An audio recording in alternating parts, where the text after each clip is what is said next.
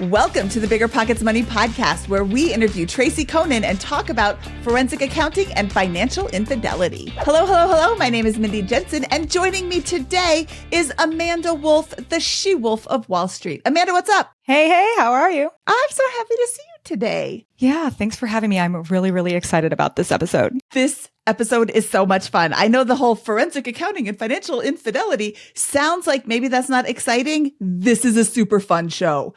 Wait for it. Amanda and I are here to make financial independence less scary, less just for somebody else, to introduce you to every money story because we truly believe financial freedom is attainable for everyone, no matter when or where you're starting. That's right. Whether you want to retire early and travel the world, go on to make big time investments in assets like real estate, or start your own business, we'll help you reach your financial goals and get money out of the way so you can launch yourself towards your dreams. Amanda, I don't know if you know this, but we have a new segment on the show called The Money Moment, where we share a money hack, tip, or trick to help you on your financial journey. Today's money moment is use your raise to save more. Rather than just letting your new raise go straight to your checking account, think about increasing your 401k or Roth contributions. You can also automate your savings and have those extra dollars go into a separate account. Do you have a money tip for us? Email moneymoment@biggerpockets.com. All right. Today, we're talking to Tracy Coenen, and I am super excited because this is a really interesting show. She has some fascinating tips for how to ferret out financial infidelity, potential financial infidelity, and how to determine what's what.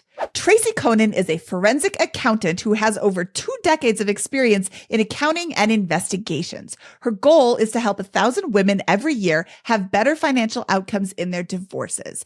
Tracy, welcome to the BiggerPockets Money podcast. I am so excited to talk to you today. Hey, not as excited as I am to talk to you and Amanda. We're going to have an out excited the other person contest. I met you at FinCon last year, and I have wanted to have you on the show.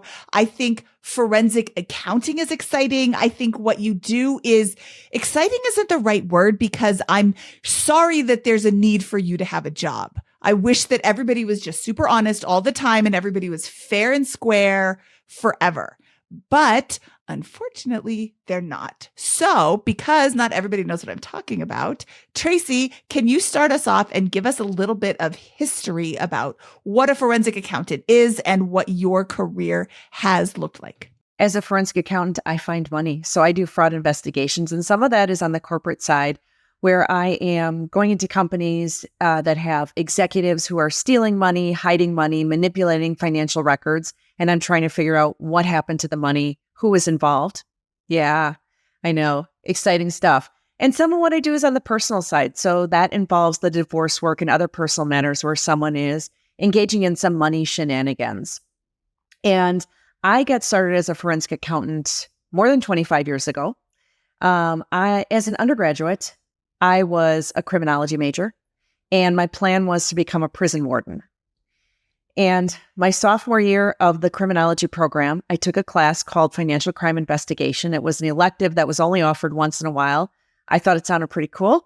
I took it, I was hooked, and I was kind of off to the races to make sure that I could get a CPA license and all that kind of stuff. I'm like sitting here, mouth open, like, that is so interesting. And what an interesting way to have gotten to this point too. And like to go from prison warden goals to this, it's like it tracks and it's so interesting. So forensic accounting, I feel like it sounds very hacker meets Mission Impossible. Can you tell us a little bit about what your job entails, like what your day-to-day looks like? My day-to-day is super busy. I spend a lot of time literally going through a lot of data. Bank statements, credit card statements, getting those transactions off the statements into a database and then analyzing them, crunching the numbers, sorting, totaling, subtotaling, like doing all sorts of things, looking for patterns, looking for things that don't look right. Some of it is intuition based, where my gut just says something over here isn't quite right.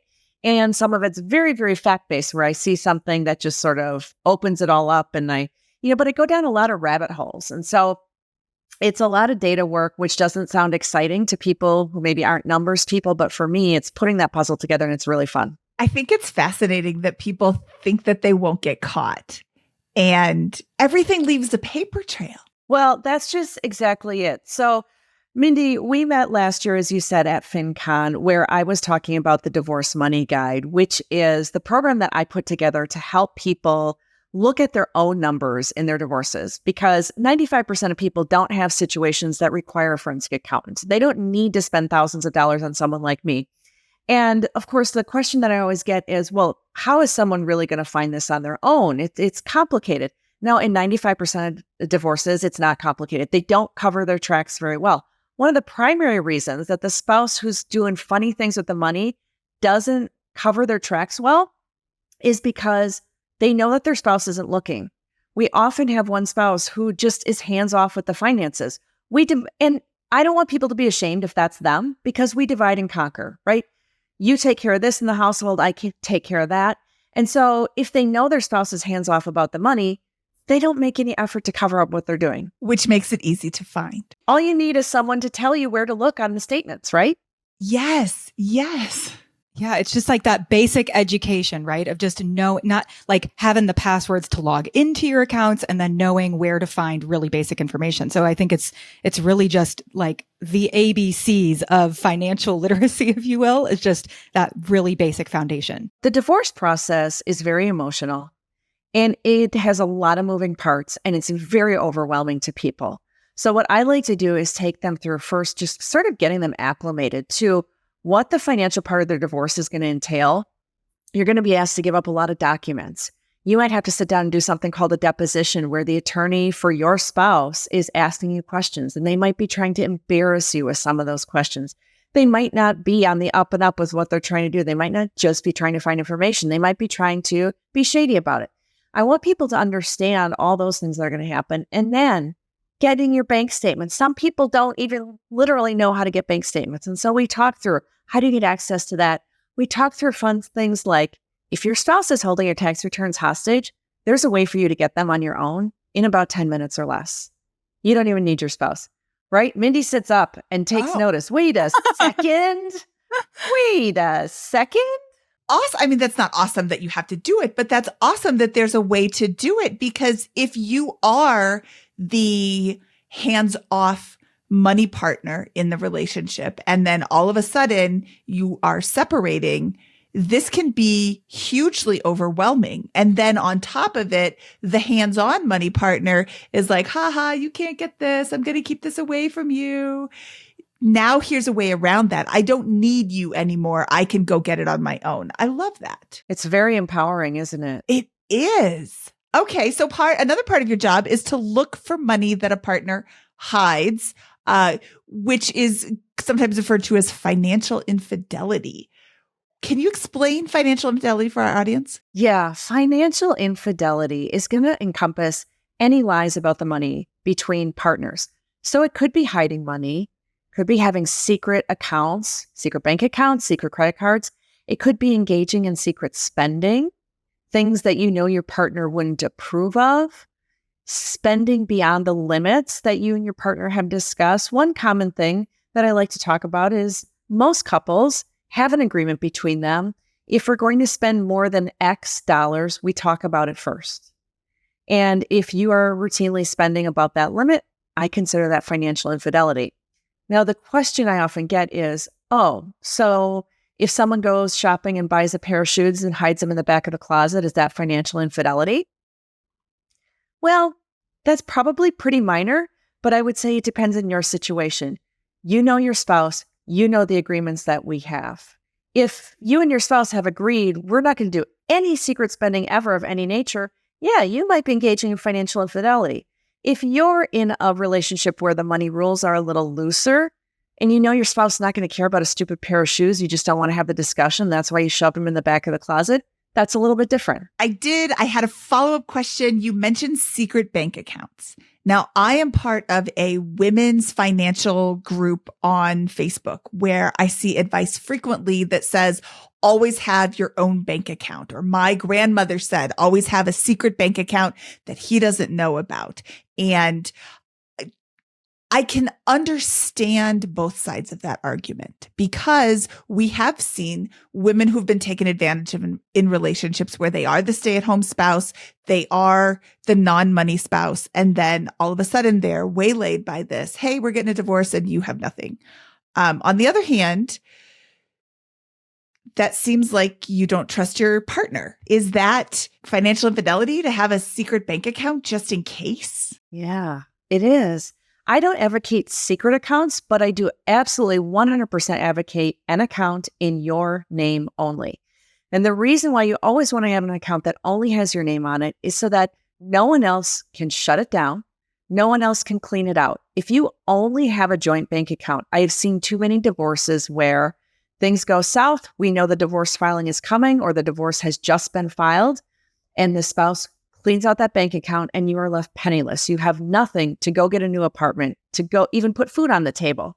So it's important to have that account in your name only, that only you control, but it should not be secret. Unless you have a special situation, like a situation where there is abuse. That's not my area of specialty. I don't like to talk too much about it because I don't want to give wrong advice, but I think in abusive situations, there might be a good reason to have some secret money, but that's not the norm of what I talk about. Okay. Then I think that's a good caveat. We will steer clear of the abusive situation. So in this separate but not secret bank account, in terms of monthly spending, what would you recommend someone have in their separate but not secret bank account? It's really going to depend on how your family's finances are set up. Because for some people, that separate account is only for maybe some fun money on a regular basis.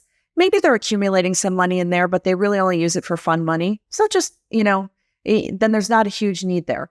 But if you're splitting the bills, I pay this bill out of my separate account, you pay that bill out of your separate account, then you've got to take that into account for how much is going to be going into and out of that account on a monthly basis. I am a fan of trying to accumulate some money in that separate account.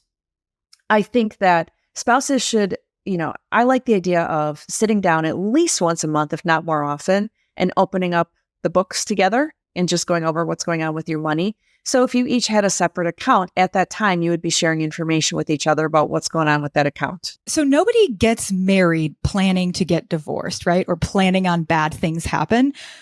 But they happen. So how prevalent is financial infidelity in not just marriages, but in partnerships in general? Oh gosh, I think the statistics are something like 30% or 40% of people admit to engaging in financial infidelity. So it is pretty prevalent. But you have to think that some of these instances are on the lower end of the spectrum, right? They're probably more minor in terms of dollar amount and frequency, while some are much more frequent or larger.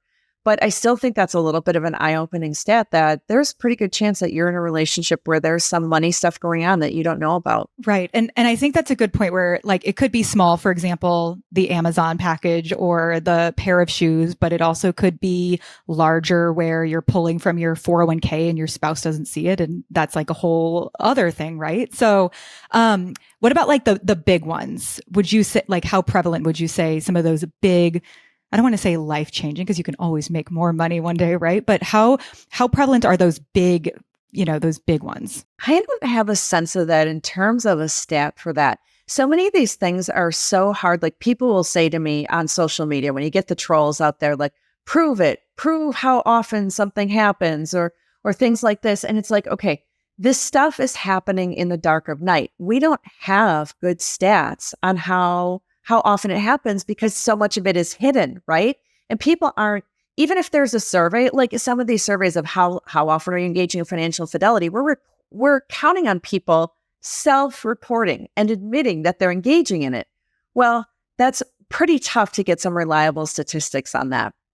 But what I would say, instead of focusing on how often it happens, I like to focus on how do we protect ourselves just in case? What are some common sense things that we can do that would protect ourselves in the event that does happen? Yeah. And I think that is absolutely the way to go, right? Let's set ourselves up for success from the beginning. But I have just another nosy question. I feel like I can't be the only one thinking this, which is, do you see this among both genders, or is there a percentage of one gender doing this more? I feel like there's a stereotype, but I'm curious what your thoughts are on that. What's the stereotype that you think exists? Well, I feel like, well, I guess it depends on if this is just my opinion, right? But I feel like just from like TikTok videos, from a financial infidelity perspective, there's all the small version, I'm using air quotes right now, but of oh, I got to hide these Amazon packages for my husband. Oh, I got to make sure he comes during the day and go throw him in the back. Like, ha ha, but also kind of not, because we don't know your financial situation. But I feel like some of the bigger ones, I always hear about men hiding the money, right? It's my money. She's trying to take it. And I just feel like those stereotypes exist. So I'm curious what your thoughts are. Are they true, or are they just stereotypes? Anecdotally, having done this work for decades, what you see is what I see. Okay. It is what happens. So more often it's the small shopping secrets that are happening with the women. And not to say that they can't do the bigger financial infidelity, but I would say, the instance of it is exactly the way you described it. And when we get to the larger hiding of the money, it is more often the men who are being more aggressive about it. They are more likely to engage in romantic infidelity, which is expensive. And so there's money going out the door for that as well. And so unfortunately, the stereotypes, I think, do play out far more often than I'd like. There's stereotypes for a reason. There's some basis in there, although I hate to say that. That when Amanda was explaining that, I'm like, yeah, that's kind of what I was thinking too. Are you seeing any common reasons for financial infidelity? I don't necessarily come across reasons so much, but what I do see happening, if we're looking for some common threads, is I see the financial infidelity starting small. And it is starting with the smaller purchases, the smaller hiding of things that are going on. And I like to call it the fraud snowball. It grows little by little, because it becomes easier to justify to yourself what you've been doing. And the longer you lie to yourself, the longer you tell yourself it doesn't matter, the easier it becomes, the larger the transactions become. And so that's something that I do see. Wow. Yeah, that is, I was just going to say that. Wow, I can see somebody doing it once and being like, oh, I didn't get caught. For sure. You do it again. It's just like lying. You don't start off with like a wallop of a lie. You start off with a little bitty lie, and then you tell another one and another one. And I mean, that's what it is really. Your financial infidelity is lying to your partner about money, either money that you did spend or money that you did not spend. Well, this is one of the reasons why it's so important to have that regular check-in about the money, go over the books together, because if there were some of these small instances, you could catch them early, hold your partner accountable, and just say, hey, what's going on here? I noticed you did some shopping that kind of went outside our budget. Were there some things you needed? Was it just a momentary thing where you really, really wanted something and you just went ahead and did it? Having those honest conversations can really change the long-term outcome, right? So if you're not seeing common reasons, are you seeing common things that people are spending on secretly? I mean, the most common things that I see are the affairs and the secret bank account where they are salting money away because they think that a divorce could be coming and they're preparing for it. There's a little something that I refer to as divorce financial planning. And that's one of those things is either that bank account, or even sometimes, I mean, it's as simple as a shoebox with money in it that's hidden somewhere, literally. How do you find that? Like, that's not a paper Sneaks trail in their thing. house at night. You find it by accident. I just, a couple weeks ago, I had someone contact me with direct message on Instagram. She said, I want to thank you so much.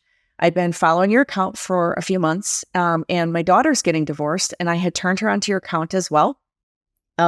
We didn't buy anything from you. We just watched your account, and she was taking the tips that you were using, and she found two things. She found a shoebox of money hidden in their house, and she found a bank account that she never knew about. The shoebox had 10 grand in it. The bank account she didn't know about had 50 grand in it. Oh my gosh. Yeah. And these are ordinary people. Ordinary people. That's a lot of money for an ordinary person. Yeah. Where did that come from? How did he get it out without? Oh my gosh. Okay. If she's not the money person. Right. And it's so easy. You like, I teach people how to look for missing paychecks in their bank statements. I say, take 12 months worth of bank statements, take a green highlighter and highlight every paycheck that's being deposited and count those up and make sure that the correct number is there. Most people get paid 24 or 26 times a year. If you count them up and you see only 20 checks, there's a problem. And you're saying, well, wait a second. Most people have direct deposit, don't they? Sure, they do. But it's easy to divert a check. It's easy to go into your system at work or go into HR and say, hey, I have a new bank account, and divert a couple of checks and then turn it back onto the regular account. Or it's easy to start having your employer divert part of your paycheck. When you're filling out the direct deposit, you can say, send $1,000 to this account and the rest of it to that account, right? That's super easy to do. And so that's why I want people counting up the number of paychecks, looking at how much is being deposited every time. Does that amount make sense? Those are like pro tips. And I'm sorry, I'm like still sitting here in shock over the $60,000 of hidden money from an ordinary couple, because I'm like, how long had he been doing that? It's a great question. That is a long time. Okay. So let me ask another question that kind of pivots, because I know that a lot of couples are now starting to keep their accounts completely separate, right? Like yours is yours, mine is mine. We're splitting the bills. But I think financial infidelity, and I was just having this conversation with someone, so I'm so interested to hear your answer, but I think financial infidelity can still very much happen in situations where you have your own bank accounts too. So I was wondering if you could speak to that, like for those who don't have joint accounts. Oh, sure. I am perfectly on board with people having separate accounts in their marriages. For some people, it's just what works for them. And the key, though, is if you're going to do that, again, to have that visibility into what the other person is doing. So it's that check-in where we're going to sit down and go over the books together. And I always say that it needs to be routine, that you're doing it. Like, I like the concept of having a 10 or 15-minute check-in once a week, because the more often you do it, the less scary it seems, right? The less overwhelming.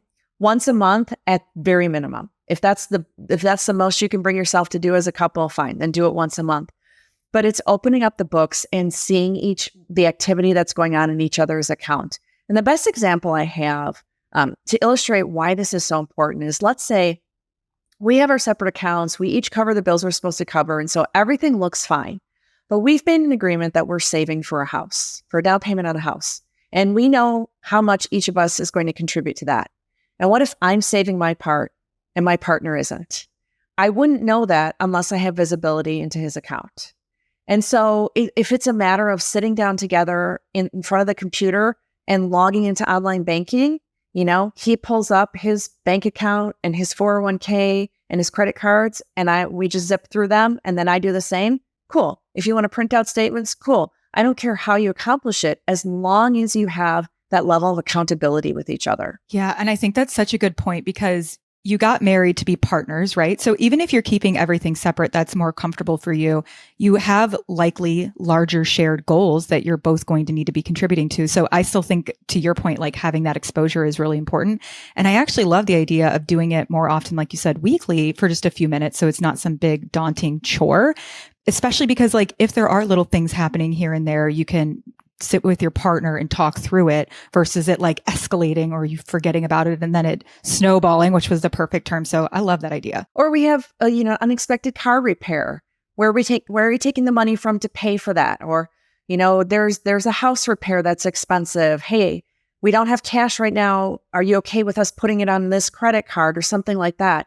To have those weekly check-ins, those conversations are easier. They're more timely. You can stay on top of things better. So let me ask you then. So let's say, I guess either you're meeting or you're not meeting, but are there any early signs or red flags of financial infidelity that the listeners can look for? There are so many, right? I have a laundry list of them. Let's hear them. All right, buckle up. Well, I talk about the most common things, and the most common thing that you're going to see is a change in behavior.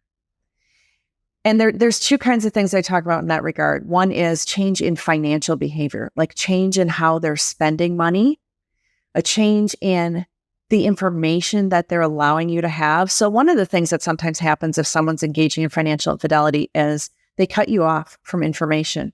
Maybe you suddenly aren't able to log into the online banking, or there used to be bank statements that actually came snail mail to your house and now they don't anymore.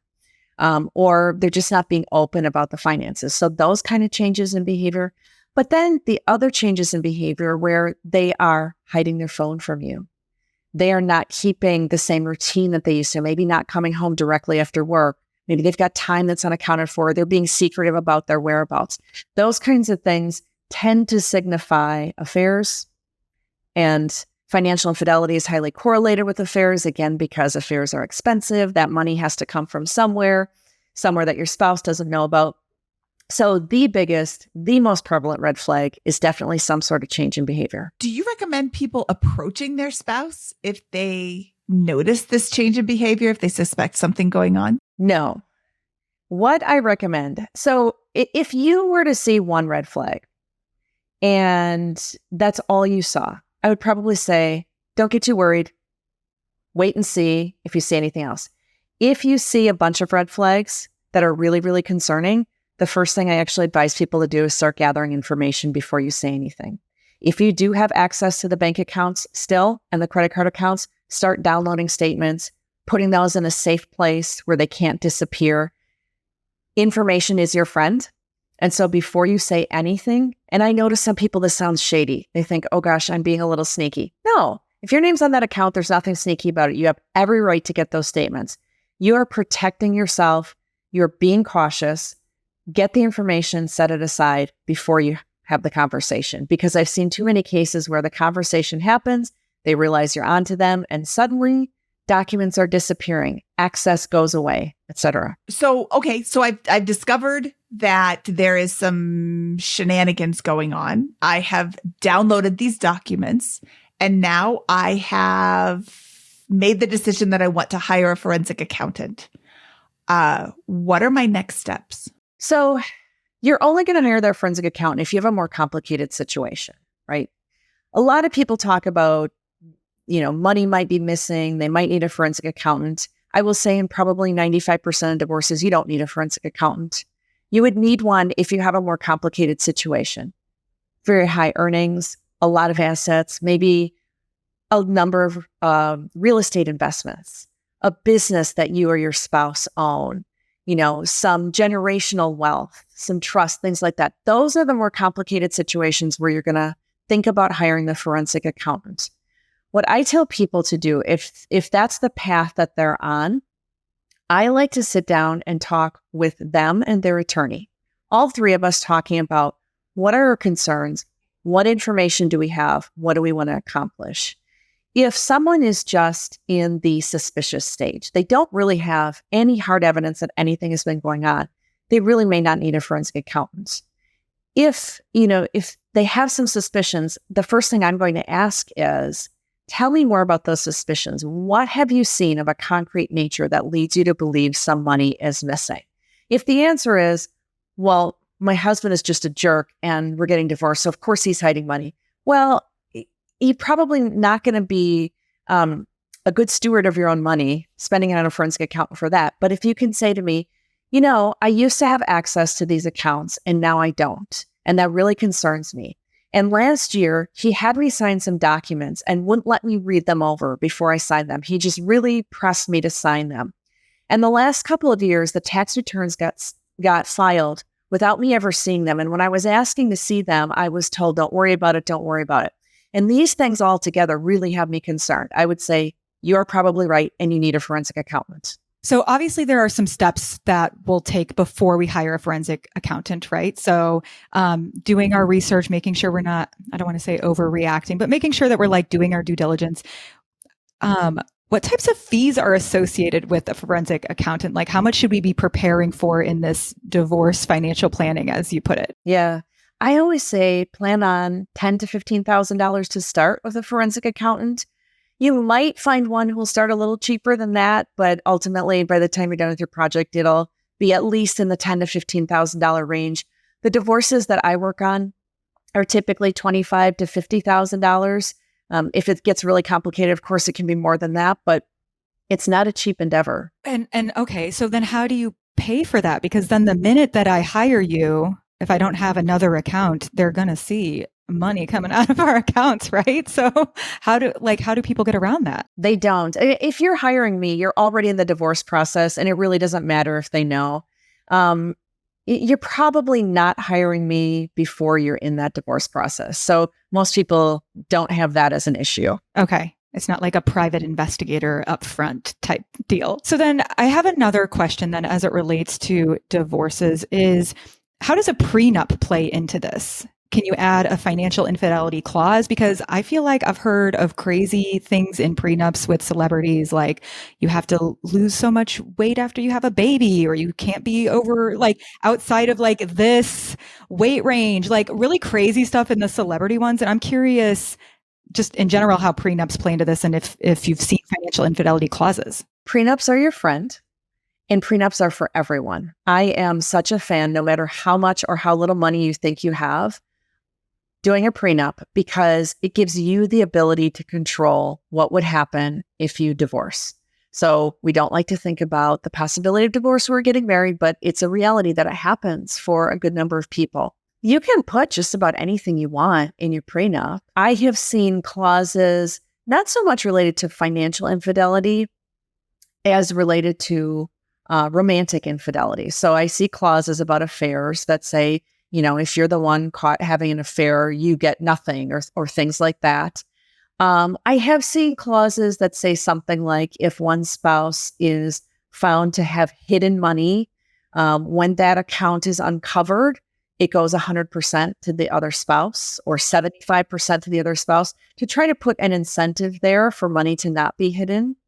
Unfortunately, what happens a lot in divorce court is, if my husband is hiding money in an account and I uncover that account, the divorce court judge says, oh, we have an account here. Okay, it has to get split 50-50. Here you go.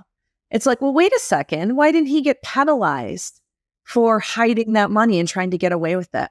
And sometimes they get penalized, but more often than not, I see it really not being any penalty at all. Oh, that's not fair. No, not at all, is it? Mm-mm. So like, it's like there's totally an incentive to hide money, because you might not get caught at all. And even if you do get caught, in most cases, the worst that's going to happen is you're still just going to have to divide it with your spouse. Which you would have had to do before if you didn't hide it at all. Yeah. So to be clear, we're not suggesting that you hide money from your spouse. That's true. We are not suggesting that. That really is a stinky policy. Hey, divorce court judges, change your policies. Do you have any like crazy or particularly interesting stories that you can share of like things that you've found? I mean, we just heard about the shoebox with a bunch of cash, but do you have any like other interesting ones to share? I'm sure you've seen it all. Yeah. One fun one is the Instagram investigation, where my client, the wife, was concerned about what her husband was spending on his girlfriend. Now, to be clear, he got the girlfriend after they separated, so it was not a cheating situation. However, he and his wife had a lot of money. They had something like $40 million that they were trying to split up. Oh my gosh. Yeah, they had a bunch. But he was spending gobs and gobs and gobs of money on his girlfriend. And the wife is like, hey, we're still married on paper. He is spending our money. I am entitled to some of this. What are we going to do about this? Well, we have to prove what he's spending on her. And we had credit card statements. And I said, it really looks like his girlfriend is going shopping on his credit card account. And so, of course, he was asked, does she have a card on your account? And he said, no. We asked the credit card company, is there a card in her name? Is she an authorized user? And they said, no, she's not. And that didn't make sense to us. And then one day we found her Instagram account. And on her Instagram account, she liked to post pictures of herself on her little shopping trips. So what she would do is go to really high-end stores. Here I am at Hermes, and here's what I bought. Look at my little package, and selfie, tag the Hermes store. And then she'd go to a fancy little lunch and, selfie at the restaurant and tag the restaurant. And she enjoyed doing that. And I said, well, why don't I just compare her Instagram posts to the credit card bills? Oh my gosh. Yeah. So I just sat there and one by one went through all of them, added it all up, and $400,000 later. No. Wow. Grab your popcorn and your cocktail and sit down. That is Oh my gosh. Okay. Wow. Well, that is like, I don't even know what to do with that information. I also can't imagine splitting up $40 million. But step number one, don't flaunt it on the internet where it never goes away. Right. Well, what's so funny is that husband didn't have any social media accounts. And so he thought he was really insulated from anything like that. And so he wasn't monitoring what his girlfriend was doing on social media, not paying attention to that, right? Because he's not out there on social media himself. And yeah, that was fantastic. It was, you don't find that kind of stuff every day, but when you do, it makes a really fun story to tell. yeah, well, wow, that is very interesting. Thank you so much for sharing. That was incredible. I can't have even like thought that up. So, okay. So on that note, are there any just general tips, watch outs, anything that we haven't asked you because you don't know what you don't know? And I'm sure that you probably have like a plethora of things, but any other just general tips for people out there? Well, it depends what kind of tips you're looking for. We could go down the path of more red flags of fraud. We could go down the path of some of the common places that people like to hide money, some of the common ways we uncover it. I mean, this is choose your own adventure, Amanda. Yes. Okay. Let's go down the pathway of where people are hiding it. Where they're hiding it. So did we talk about a secret credit card already? I don't think we did. No, I don't think we did. Okay, so the secret credit card is so common, especially when a romantic affair is involved. Again, like I said, they have to pay for this affair somehow. They can't pay for it necessarily with the joint bank account, right? Because if your spouse does, well, sometimes they do because they know their spouse isn't looking. But I don't see that as often. What I see is they have another credit card that you never knew about. So how are we going to figure out that this credit card exists? Well, we're going to look at the bank statements. We're going to look for a payment to a credit card company that we didn't know about before, that we didn't know either of us had in our wallet. Because typically in the average family, there is one or two credit cards that we each have. There's a Citibank account. We each have a card for it. And then there might be a Chase credit card, and we each have a card on that account. And that's usually the extent of it. So if you see a payment to Wells Fargo, maybe there's a Wells Fargo credit card. That's one way to uncover it. The other way, the more common way, is you guys have a Citibank credit card account, and there's one account that you know about, but you look at the bank statements and you see that Citibank is being paid twice every month. Some people discount that and think, well, maybe he broke up the payment and, instead of making one big payment throughout the month, he made two smaller payments. No, more likely there's a second Citibank account, that credit card that you didn't know about. Sneaky, but not that hard to uncover. If I tell you what to look for, it's not that hard to find it. Yeah, I would not think of this as you're saying this. I'm like, well, of course. But of course it makes sense. 25 minutes ago, I was like, no idea. No idea. Now I'm going to go look through my bank statement. Not that I suspect anything. I'm just curious what's all in there, because you're going to get a DM from Mindy later. I don't look at them. And my answer is going to be, Mindy, you have to go buy the Divorce Money Guide if you want to know more. Well, and that leads me to my next question. Do you have any resources that our audience can access if they suspect, or if they more than suspect, that they are experiencing this? Of course I do. So, of course, I'm out there on social media. So I'm on Instagram, TikTok, Facebook. And so I've got little reels there, little videos where I give tips. And of course, that's just, a starting point for people, but it's at least to get you thinking. I have a podcast of my own called Find Me the Money. So that's the other free resource out there for people. And that podcast is sort of the companion to my book that came out in May called Find Me the Money. And that book is to give people a starting point for how to find money that their spouse may have hidden. So we talk about a lot of the things that we talked about today, the secret credit card and things like that, and how you might uncover some of the ways that money is hidden. And then there's the Divorce Money Guide. And that's my online product where I walk people through the steps of, really showing them the how of what is the divorce process related to money. How do you get your account statements? How do you get those tax returns from the IRS, just like I talked about before? And then what do you look for in them once you have them? So if you're not an accountant, if you've never dealt with tax returns before, what would I look for on there? What would I be able to find? Awesome. Thank you. This is going to be so helpful for anybody who's going through this, just to give them a start where to look. What is that Instagram handle, that Twitter handle, that Facebook handle that you just mentioned? Instagram and TikTok, it's Divorce Money Guide. And we will link to this in our show notes so that people don't have to write that down furiously as they're driving. If they are, please be safe. Hands on the wheel. Tracy, this was so awesome. I had such a good time talking to you. Where can people find what's your website? My website is fraudcoach.com because I am your fraud coach throughout your divorce. And I have set up a page there for your listeners, especially for them. It's fraudcoach.com/pockets. And what they're going to find there is the book, the Divorce Money Guide. They're going to find a red flag assessment. So we talked a lot about red flags of fraud, and people don't really know, should I be worried or not? Is this serious or not? Am I minimizing what I'm seeing, or am I blowing it out of proportion? It's a 3 or 4 minute quiz that they take. And at the end of it, I'll tell them how likely they are that they have financial fraud. Oh, I love that. Yeah. So little resources for them. I know that divorce is a really emotional time. It is really hard. There's so many moving pieces. It's expensive. I've been through it with hundreds of clients.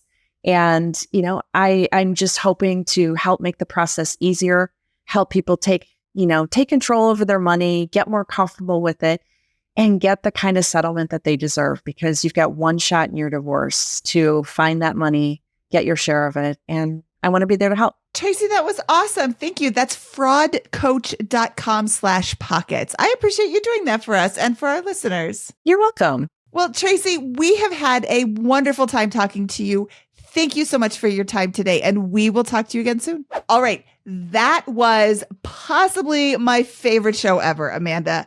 Wow. The tips at the end about just looking for a second Citibank card. Look for your checks. How many checks are getting deposited into your bank account? Like I said in the show, if you this is so easy once you give me these suggestions, but I wouldn't think to look if my bank account is being hit with my paycheck, because of course it's being hit with the paycheck, but maybe not. No, I agree. And I think those little tips just show you don't have to be, a tech expert or a rocket scientist to go and find these things. They are very easy, tangible things that you can do with just a little basic education. And the big takeaway for me was just getting educated, because just knowing this stuff from the beginning before you are hopefully never in it is really helpful, because having that base layer, that foundational layer before emotions are involved, I think can be really, really helpful. So I think this topic is relevant to literally any person out there who's in a relationship. Absolutely. I mean, imagine you think that your spouse is hiding something, and then you let it fester in your mind and fester in your mind. And then you discover Tracy's ideas and you're like, oh, there's nothing there. You could really break that trust. Yeah. And once you break trust, it's really hard to get it back. On the other hand, you could be, oh, he would never do that to me, and pushing it aside and pushing it aside. And then you find out way down the road. I mean, if you think something's going on, chances are something's going on. Here are some solid starting points. And if you find a red flag, okay, maybe it's explainable. If you find 50 red flags, that's a lot harder to explain. So I absolutely loved this episode, and I'm so thankful to Tracy for coming on the show. Amanda, should we get out of here? Let's do it. That wraps up this episode of the BiggerPockets Money podcast. She is Amanda Wolfe, the she-wolf of Wall Street. I am Mindy Jensen saying, take care, Black Bear. BiggerPockets Money was created by Mindy Jensen and Scott Trench. Produced by Kaylin Bennett. Editing by Exodus Media. Copywriting by Nate Weintraub. Lastly, a big thank you to the BiggerPockets team for making this show possible.